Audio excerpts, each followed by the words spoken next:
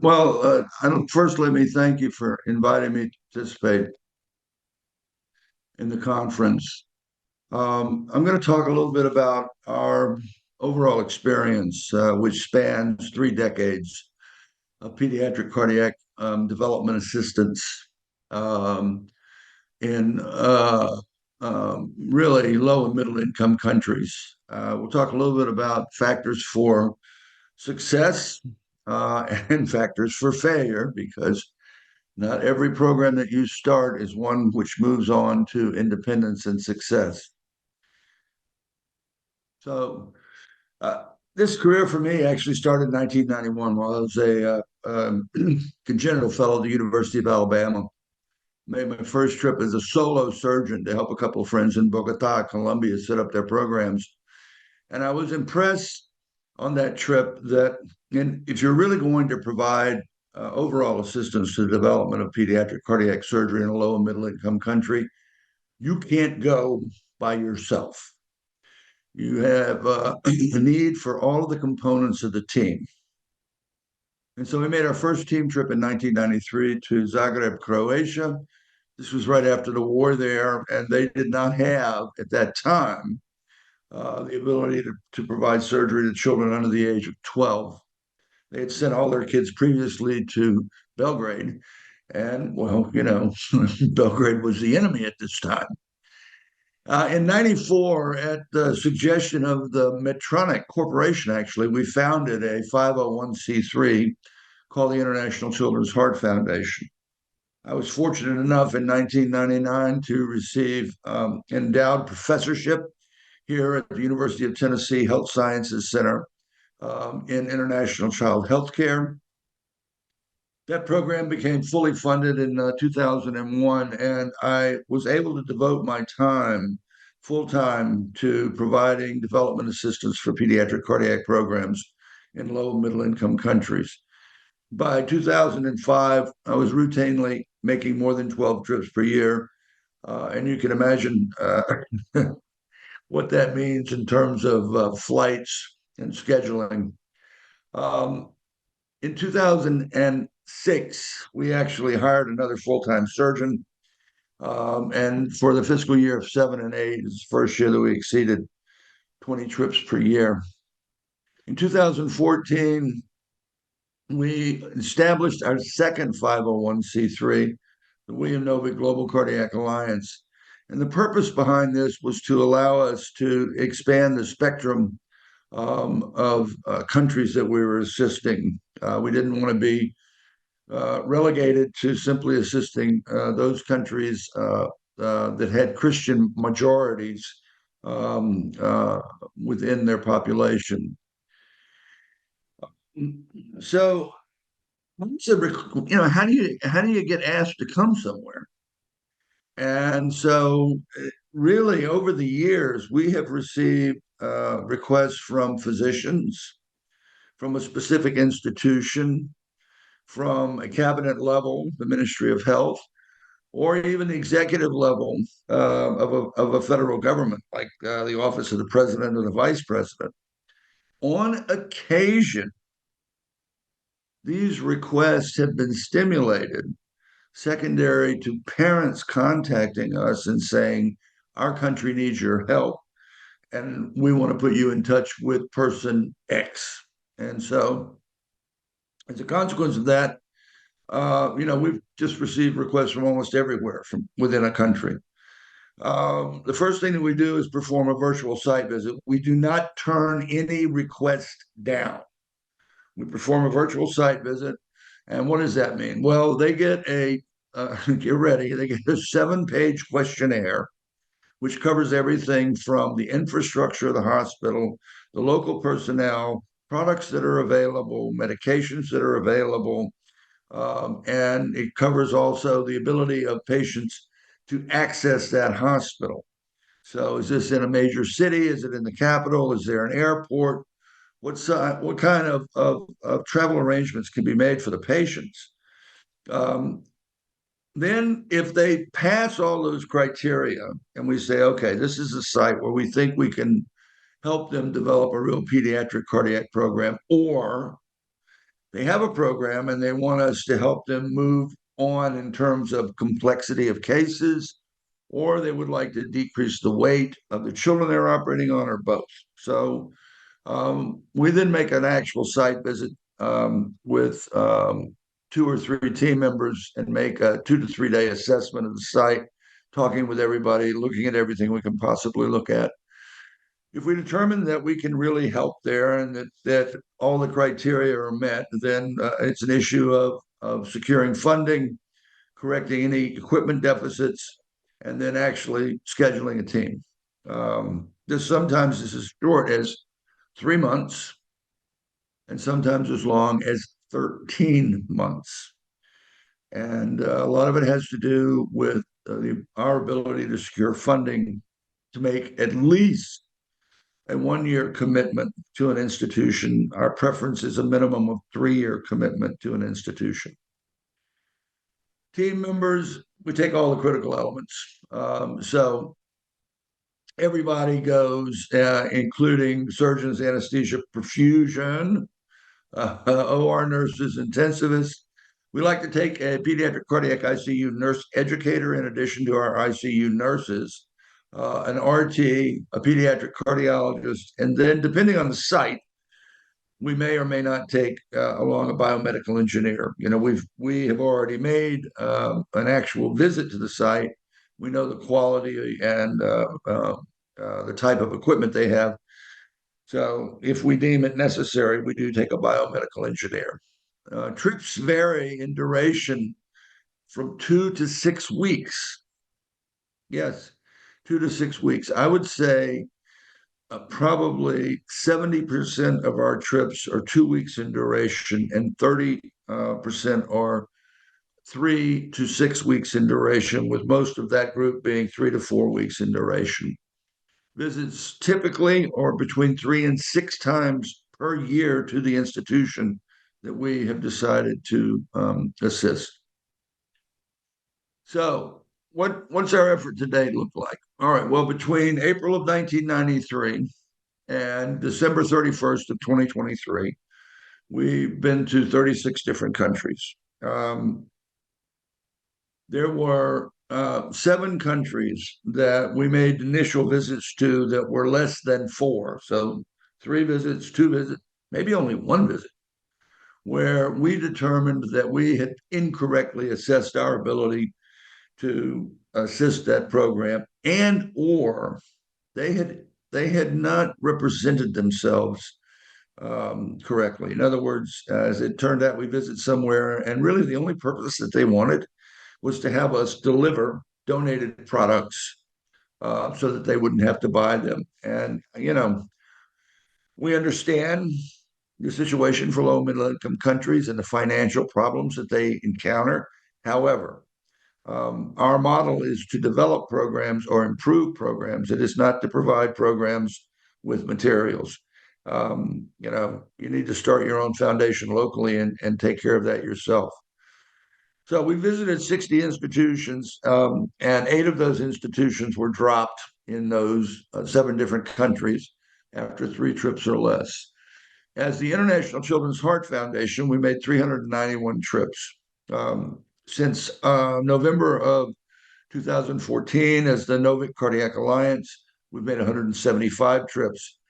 The total operations between the 2 entities is 10,242 to date, and currently there are 30 independent programs that we have assisted. Those programs altogether are now operating on 10,000 children annually. Now, it took us 30 years to get 10,000 children under our belts. But the good side of that is that now those programs are operating on 10,000 children per year. And you may say to me, well, yeah, but really, that's 1% or 1.2% of all the children in low and middle income countries that need operation. And I understand that. But, you have to start somewhere. And we're really happy with these programs that we have assisted that are now independent over the years. What are our current sites? Well, actually, I just returned from about a week ago from Lubumbashi, Democratic Republic of Congo. We make two trips a year there for the last, well, 2.5 years. We have one more trip to make this year, but next year, um, we have all identified the fact that in order to make significant change, we're going to have to increase the number of trips to three, perhaps four per year. We have secured funding for three per year, so I'm sure we'll get that done. Lviv, Ukraine, four trips per year. This program began in November of 2021. For those of you that understand Ukraine, you realize that the western side of the country has never really ever had a continuous pediatric cardiac program that was capable of operating on newborns. They did simple cases out there, and everything else went to Kiev. Now they do newborn surgery, and they do it quite well. We're still working with them. We made two trips before the war started. Our last trip ended on February the 8th, 2022. And on February the 24th, 16 days later, the Russians invaded Ukraine. Our first trip after the war had begun was made in March. We made it on March the 13th. So 17 days after the Russians invaded, we were coming back to Ukraine to assist in operating and developing their program. We've made a total of 9 trips after the war started in February 2024 and 2022. And I actually am leaving with another team a week from today to return for our 10th trip. Kigali, Rwanda, 2 trips per year. We've been doing this for the last 2 years. We'll enter year 3 here in the second half of this year, and trip number 5 will be made. Benghazi, Libya. We're returning to Libya at the request of the Libyan government.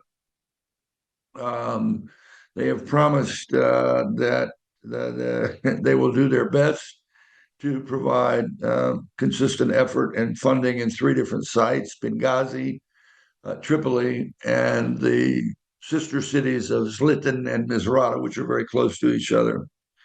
The program is 3 trips per year. All those trips are, get ready, 1 month long. And then Basra, 4 trips per year, and Cairo, Egypt, 2 trips per year. So as you can see from this schedule, just adding up the number of trips, the number of weeks, and the number of months, we actually are going to be out of the country more than there are a number of months in the year. And the way that we're able to do that is that we frequently have 2 teams out simultaneously. We'll have a team in Lubumbashi and a team in Benghazi, or a team in Cairo and a team in Rwanda. This is fairly typical for us, and how we manage to put more work into a year than there are actual weeks. Next year, I got back last night. Excuse me, I got back this morning at 2 a.m. From a site visit back to Santiago, Dominican Republic. Those of you that have traveled with us before know that the Dominican Republic program was a program that we ran for many years when we were with the International Children's Heart Foundation. When we left to become Novick Cardiac Alliance, International Children's Heart Foundation kept that program for themselves, but it shortly thereafter became inactive. And so the regional healthcare minister for the Cibao region of the Dominican Republic has asked us to come back, and we will be making 6 trips next year, divided between 2 hospitals in Santiago. The major private hospital, Metropolitano, and the major children's public hospital, Arturo Grion, where we ran the program for multiple years. We're all looking very much forward to returning to Santiago, because the Dominican Republic certainly deserves some assistance and some growth in pediatric cardiac care. New program is going to be opening in Zanzibar, Tanzania. We'll be making 3 to 4 trips a year. That program is going to begin in 2025. We have significant equipment acquisitions that we have to make in order for that program to be ready for us to start in 2025. Bypass machines, heater coolers, monitors, syringe pumps, etc. We do have a number of those items already, and we will actually start shipping sometime in Q3 of this year. And then Luanda, Angola. There's a new National Cardiopulmonary Center in Angola.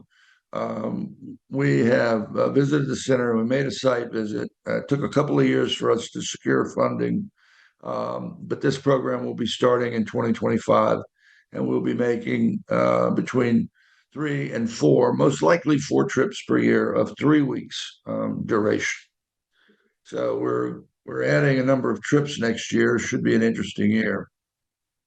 So let's talk just a minute about, okay, how do you assure that a program is going to succeed, and where can you pinpoint areas where failure might occur?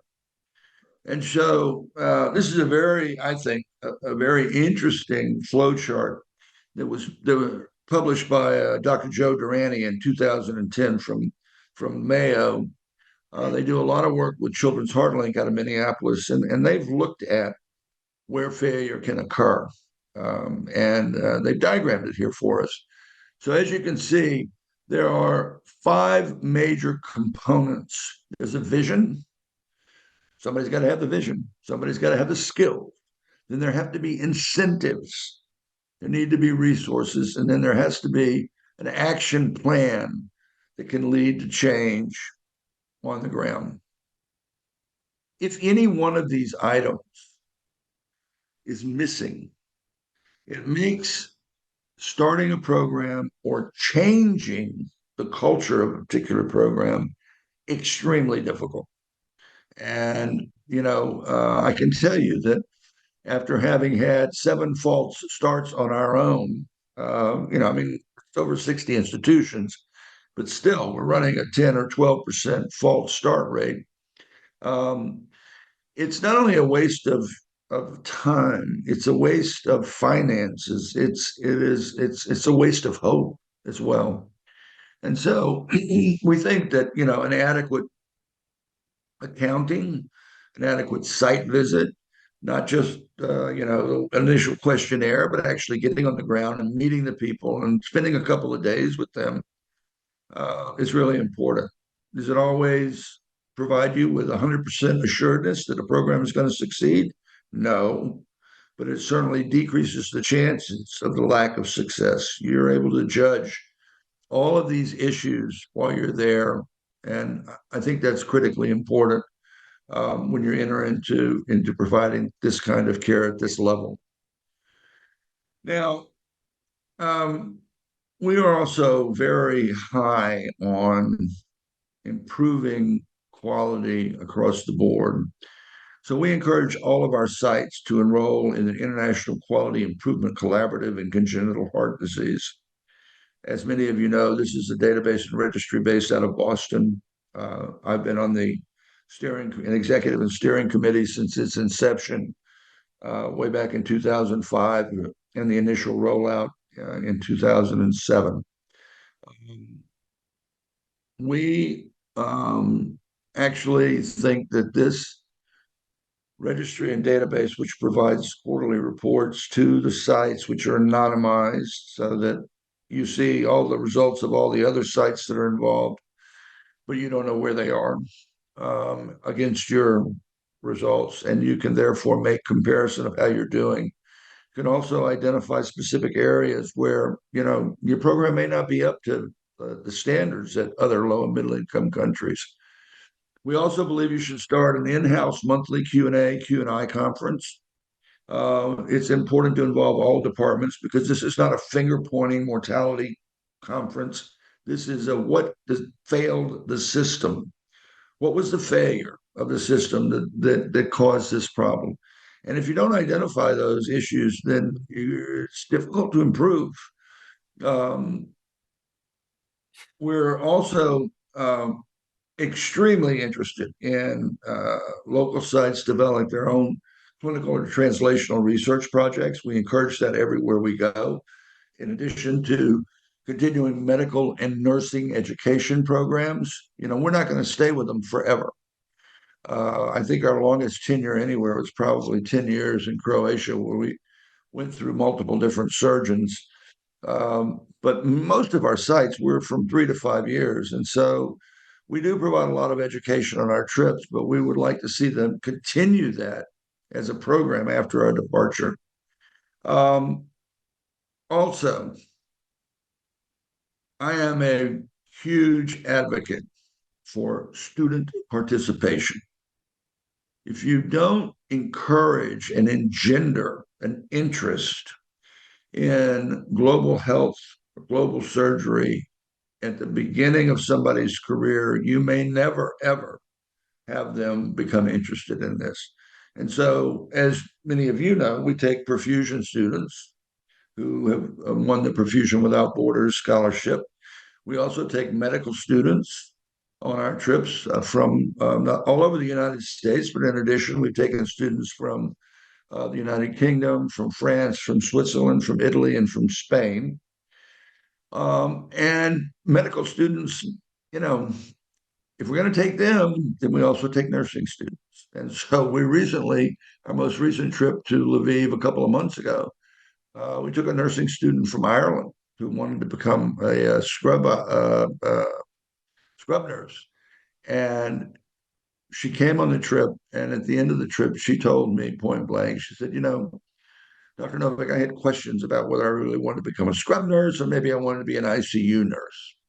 And now, after this trip, there's absolutely no question. The place to be is the operating room. I want to be a scrub nurse. And you helped convince me that that was the right thing to do. So we're very much engaged in getting students to travel with us.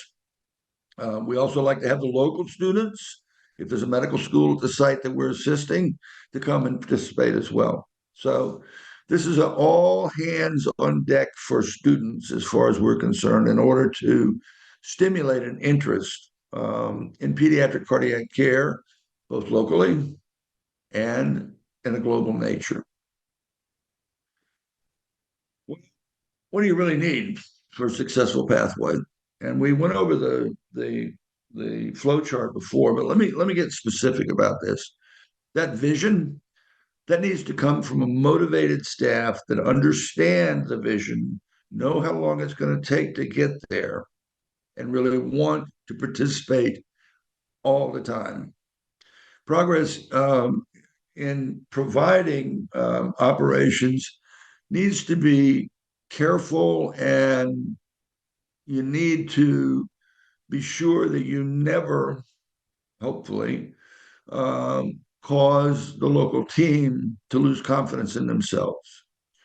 So we try to do this on a step by step mentorship program at all levels, and that includes the nurses, the perfusionists, the respiratory techs, the surgeons, the ICU doctors, everybody. We start with we're 100% responsible, and we graduate over time to moving to the first assistant or the consultant position. Carefully looking at the growth of each individual that we're trying to deal with to improve the program. You're going to have a synergy with the hospital administration. You need a close relationship with the Ministry of Health. And what we always try and do in all of our programs is have the local program establish a charity, register the charity with the federal government, however they need to do that to be, recognized as a charitable entity. Because there will be times when there will be a dip in federal funding to that particular hospital, and the hospital administration is going to cut the funding to pediatric cardiac care because it's one of the most expensive areas. If you have a charitable institution in place that can supplement those deficits, it's critical to the continuation of your program. You need routine funding from the government, quite frankly, in order to pull this off. We are aware of one private program that we have helped develop, but they have support of a very large religious foundation within their country. And so, when the government falters a little bit, they don't have to worry at all. They get funded out of this charitable group, religious charitable group, who also supports charitable cases. If the government doesn't want to fund a case, this group will always fund the case for them. And then lastly, don't shy away from the media. Learn how to nurture a positive relationship with the media. They can be extremely helpful to that program in its growth. And so having that relationship is really important, in my opinion. We've always nurtured that relationship with the media. So let me just say that we have, as you can see or imagine, the second half of this year and all of next year, an extremely robust schedule. We are going to need perfusion volunteers, no question about it. And I think all of you know how to reach us without any trouble. And if you do have a problem, then Deb Adams can provide you with all the links that will lead to volunteering for us. We also look forward to taking more students from the Perfusion Without Borders Scholarship Program. It's always a delight to take them. They're always really so full of enthusiasm, and we're happy to show them what it's like to practice outside the elite world of pediatric cardiac surgery in the United States. So let me say thank you to all, and I'm happy to stand by if there should be any questions later on.